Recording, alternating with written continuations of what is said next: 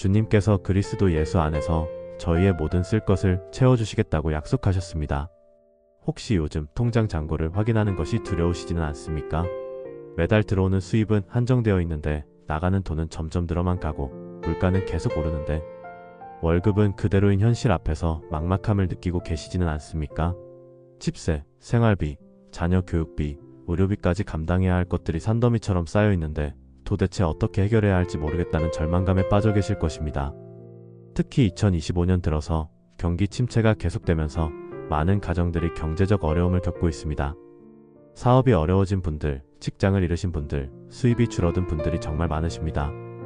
밤잠을 이루지 못할 정도로 경제적 걱정에 시달리시는 믿음의 가족들이 얼마나 많으실지 마음이 아픕니다. 그런데 사랑하는 성도님들, 성경에는 경제적 어려움 가운데서도 하나님을 의지하며 승리한 수많은 믿음의 사람들의 이야기가 기록되어 있습니다. 하나님께서는 우리의 모든 필요를 아시고 가장 좋은 방법으로 공급해 주시는 분이십니다. 오늘 경제적 어려움으로 지쳐있는 여러분과 함께 하나님을 향한 4가지 기도의 방법을 나누고자 합니다. 이 기도들을 통해 여러분이 하나님의 신실하신 공급하심을 경험하시기를 간절히 소망합니다. 첫 번째로 우리의 모든 필요를 아시는 하나님의 성품을 인정하고 의지하는 기도를 드려야 합니다. 마태복음 6장 26절과 32절 말씀을 함께 보겠습니다. 공중의 새를 보라, 심지도 않고 거두지도 않고 창고에 모아들이지도 아니하되 너희 하늘 아버지께서 기르시나니 너희는 이것들보다 귀하지 아니하냐? 이는 다 이방인들이 구하는 것이라 너희 하늘 아버지께서 이 모든 것이 너희에게 있어야 할 줄을 아시느니라. 이 말씀은 예수님께서 산상수훈에서 하신 말씀으로 경제적 염려에 빠진 제자들에게 주신 위로와 격려입니다. 당시 제자들은 예수님을 따르느라 생업을 포기한 상태였습니다. 미래에 대한 보장이 없었고 당장 내일 무엇을 먹고 입을지도 확실하지 않은 상황이었습니다. 그런 그들에게 예수님께서는 공중의 새를 예로 들어 하나님의 돌보심을 설명해 주셨습니다. 새들은 농사도 짓지 않고 창고에 저장하지도 않지만 하나님께서 먹여주십니다. 하물며 하나님의 형상으로 지음받은 우리를 어찌 돌보지 않으시겠습니까? 너희 하늘 아버지께서 이 모든 것이 너희에게 있어야 할 줄을 아시느니라는 말씀에 주목해 보십시오. 하나님께서는 우리의 필요를 모르시는 것이 아닙니다. 우리가 말하기 전에 이미 아시고 계십니다. 우리에게 무엇이 필요한지, 언제 필요한지, 얼마나 필요한지 정확히 알고 계십니다. 그런데 많은 성도들이 경제적 어려움에 처하면 하나님이 우리를 잊으셨다고 생각합니다. 하나님이 우리의 상황을 모르신다고 생각하거나 알면서도 도와주지 않으신다고 오해합니다. 하지만 그것은 잘못된 생각입니다. 하나님께서는 우리의 아버지이시고 아버지는 자녀의 필요를 외면하지 않습니다. 이런 확신을 가지고 기도해야 합니다. 하나님 아버지, 지금 저희 가정의 경제적 상황이 정말 어렵습니다. 하지만 주님께서 공중의 새도 먹이시고 들의 백합화도 입히시는 것을 압니다. 저희가 주님의 자녀인데 어찌 저희를 버려두시겠습니까? 주님께서 저희의 모든 필요를 아시고 계심을 믿습니다. 이렇게 기도하십시오. 주님의 때에 주님의 방법으로 저희에게 필요한 모든 것을 공급해 주실 줄 믿습니다. 이런 신뢰의 기도를 드릴 때 우리 마음에 평안이 임합니다. 상황이 당장 바뀌지 않아도 하나님에 대한 신뢰가 우리를 지탱해 줍니다. 한 집사님의 간증입니다. 남편이 갑자기 실직하면서 가정 경제가 위기에 처했다고 합니다. 매일 걱정과 염려로 잠을 이루지 못했는데 이 말씀으로 매일 기도하기 시작했다고 합니다. 하나님께서 자신들의 필요를 아시고 계시다는 확신을 갖고 기도하자 마음에 평안이 임했고 얼마 후 남편이 더 좋은 직장을 찾을 수 있었다고 하더군요. 하나님께서는 정말로 우리의 필요를 아시고 적절한 때에 공급해 주시는 신실하신 분입니다. 사랑하는 성도님들, 경제적 어려움 때문에 지치셨나요? 하나님께서 여러분의 모든 필요를 아시고 계시다는 것을 믿고 의지하십시오. 두 번째로, 우리의 구체적인 필요를 하나님께 솔직하게 아뢰고 도움을 구하는 기도를 드려야 합니다. 빌립보서 4장 19절 말씀입니다. 나의 하나님이 그리스도 예수 안에서 영광 가운데 그 풍성한 대로 너희 모든 쓸 것을 채워주시리라. 이 말씀은 바울이 빌립보 교회 성도들에게 쓴 편지의 내용입니다. 빌립보 교회는 바울의 선교 사역을 물질적으로 후원했던 교회였습니다. 그들 자신도 경제적으로 넉넉하지 않은 상황이었지만 하나님의 일을 위해 기꺼이 헌신했습니다. 바울은 그런 그들에게 하나님께서 반드시 그들의 모든 필요를 채워주실 것이라고 약속했습니다. 나의 하나님이라는 표현에서 바울의 확신을 느낄 수 있습니다. 하나님은 바울의 개인적인 하나님이시며 바울이 직접 경험한 신실하신 하나님이십니다. 그리스도 예수 안에서라는 것은 예수 그리스도의 공로와 은혜로 말미암아라는 뜻입니다. 우리의 의로움이나 공로가 아니라 예수님의 공로로 하나님께서 우리의 필요를 채워주신다는 것입니다. 영광 가운데 그 풍성한 대로라는 표현은 하나님의 무한하신 능력과 자원을 의미합니다. 하나님께서는 부족함이 없으신 분이시고 그 풍성함으로 우리의 필요를 채워주십니다. 모든 쓸 것을 채워주시리라는 약속에서 모든이라는 말에 주목해 보십시오. 헬라어로는 파산인데 이는 정말로 예외 없이 모든 것을 의미합니다. 경제적인 필요뿐만 아니라 우리 삶의 모든 영역에서의 필요를 다 채워주신다는 약속입니다. 그런데 이런 약속을 받기 위해서는 우리의 필요를 구체적으로 하나님께 아뢰야 합니다. 막연하게 도와달라고 하는 것이 아니라 정확히 무엇이 필요한지, 언제까지 필요한지, 어떻게 해결되기를 원하는지 자세히 기도해야 합니다.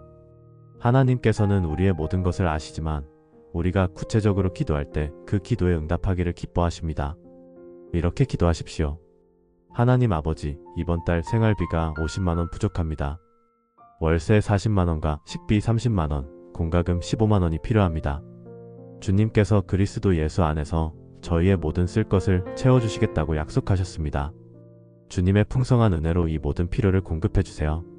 좋은 일거리를 주시거나 예상치 못한 도움이 오거나 어떤 방법으로든 주님께서 길을 열어주세요.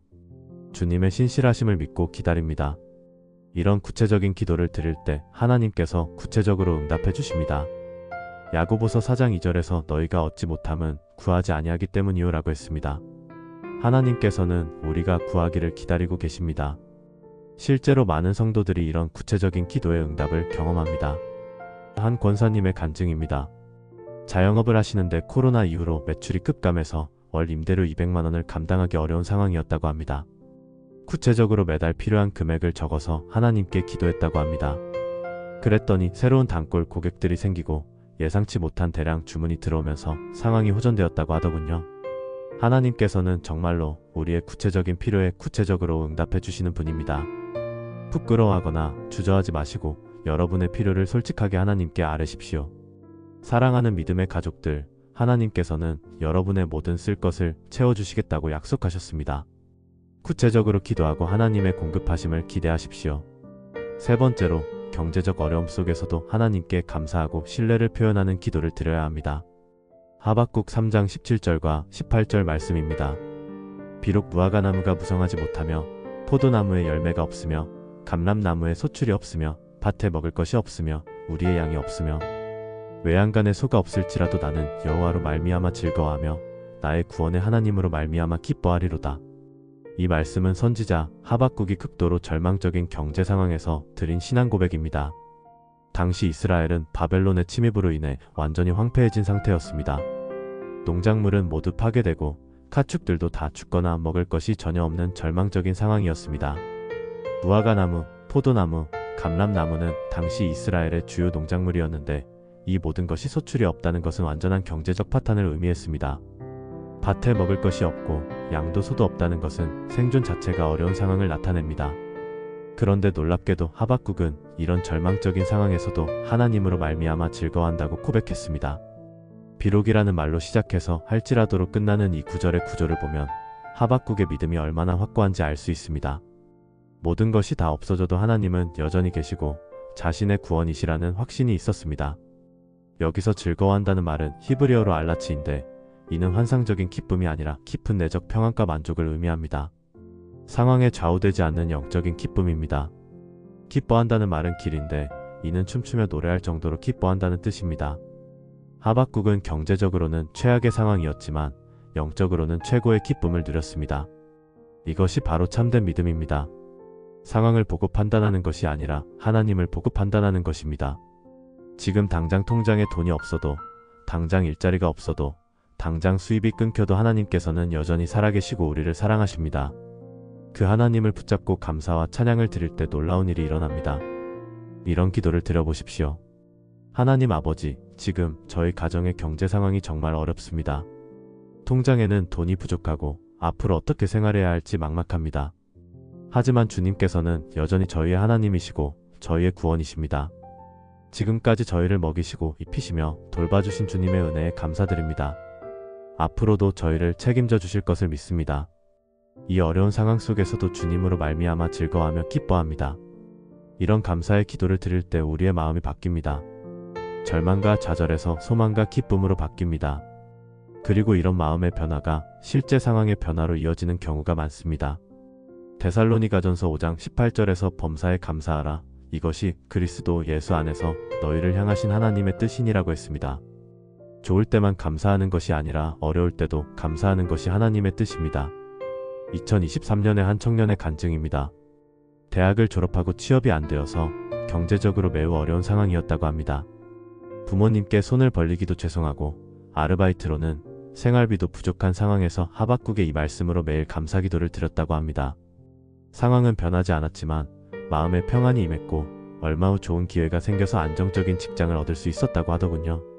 감사는 하나님의 마음을 움직이는 강력한 기도입니다. 불평과 원망 대신 감사와 찬양을 드릴 때 하나님께서 새로운 길을 열어주십니다. 사랑하는 성도님들, 경제적으로 어려운 상황에서도 하나님께 감사하는 마음을 잃지 마십시오. 그 감사가 여러분의 상황을 바꾸는 열쇠가 될 것입니다. 경제 문제도 하나님의 주권 아래 있다는 것을 인정하고 하나님의 방법으로 해결되기를 구해야 합니다. 그리하면 내 길을 지도하시리라는 약속에서 지도한다는 말은 히브리어로 야샤르인데 이는 곧은 길, 올바른 길로 인도한다는 뜻입니다. 하나님께서는 우리가 가야 할 최선의 길을 보여주시고 인도해 주십니다. 한 사업가의 간증입니다. 사업이 어려워져서 문을 닫을 위기에 처했을 때 자신의 방법으로는 도저히 해결책이 보이지 않았다고 합니다. 그때 이 말씀으로 기도하면서 하나님의 지혜를 구했다고 합니다. 그러자 완전히 새로운 사업 아이템이 떠올랐고 그것을 실행에 옮겨서 사업을 다시 일으켜 세울 수 있었다고 하더군요. 하나님의 지혜는 우리의 지혜와 차원이 다릅니다. 우리가 생각지도 못한 놀라운 방법으로 길을 열어주십니다. 중요한 것은 하나님께서 보여주시는 길에 순종하는 것입니다. 때로는 우리가 원하지 않는 길일 수도 있고 이해되지 않는 방법일 수도 있습니다. 하지만 하나님의 길은 항상 최선의 길입니다. 순종할 때 더 큰 축복을 경험하게 됩니다. 사랑하는 믿음의 가족들, 경제적 어려움 앞에서 여러분의 지혜만 의지하지 마십시오. 하나님의 지혜를 구하고 그분의 인도하심에 순종하십시오. 오늘 여러분과 함께 나눈 경제적 어려움 때문에 지칠 때 드리는 4가지 기도를 정리해 보겠습니다. 첫째, 우리의 모든 필요를 아시는 하나님의 성품을 인정하고 의지하는 기도입니다. 하나님께서는 공중의 새와 들의 백합화도 돌보시는데 하물며 그분의 자녀인 우리를 어찌 돌보지 않으시겠습니까? 둘째, 우리의 구체적인 필요를 하나님께 솔직하게 아뢰고 도움을 구하는 기도입니다. 하나님께서는 그리스도 예수 안에서 우리의 모든 쓸 것을 채워주시겠다고 약속하셨습니다. 셋째, 경제적 어려움 속에서도 하나님께 감사하고 신뢰를 표현하는 기도입니다. 하박국처럼 모든 것이 없어져도 하나님으로 말미암아 즐거워할 수 있는 밑제 시도 클로드는 아직 생성한 코드를 실행할 수 없습니다. 다계속 편집음이 필요합니다. 넷째, 하나님의 지혜와 인도하심을 구하며 순종하겠다는 기도입니다.